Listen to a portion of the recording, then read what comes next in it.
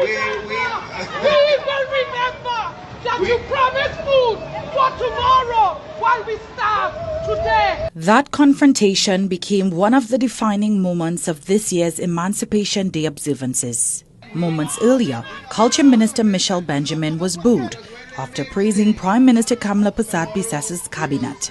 The Prime Minister later accused the Emancipation Support Committee of failing to defend the minister and suggested political interference may have been involved. The Emancipation Support Committee says those claims are without basis. The Emancipation Support Committee is a non-partisan, apolitical organization. And we are not responsible for the actions of any particular party, nor do we engage or partner with actions that were not in the best interest of our people. Moreover, they maintained the minister was safe, taking part in the procession and later presenting an award at the Emancipation Village.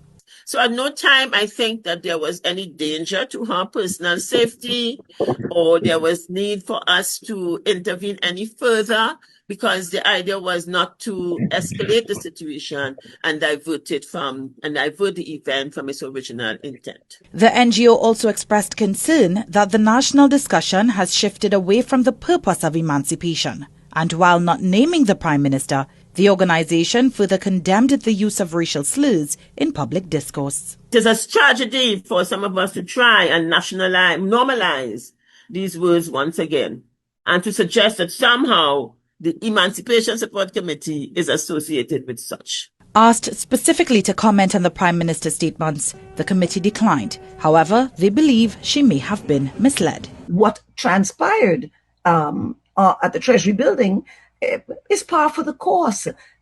Very often there's one individual who feels somewhat frustrated or distressed or has a point to make and makes it. I think it's a storm in a teacup, frankly. The committee also refused to comment on the University of Trinidad and Tobago's widely criticized decision to include traditional Indian dance and music in its African Emancipation Day commemoration. Because the language and the conversation has deteriorated and continues to do so, we would prefer to stay out of it. Meanwhile, the Telecommunications Authority of TNT says it has not received any complaints regarding the broadcast of the Prime Minister's recent comments. It declined to say whether it has initiated action against any media house as a result. TAT adds broadcasters may report newsworthy statements made by political leaders, but stressed that editorial responsibility rests with media houses to ensure reports are not offensive. The Culture Minister has not responded to requests for comment. Doris Polo, CNC3 News.